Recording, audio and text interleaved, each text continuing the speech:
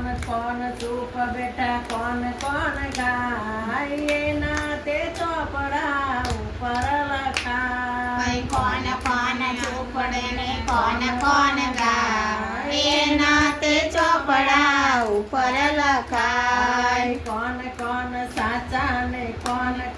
ખોટા કોણ કામના કોણ વાળે ગોટા કોણ સાચા ને કોણ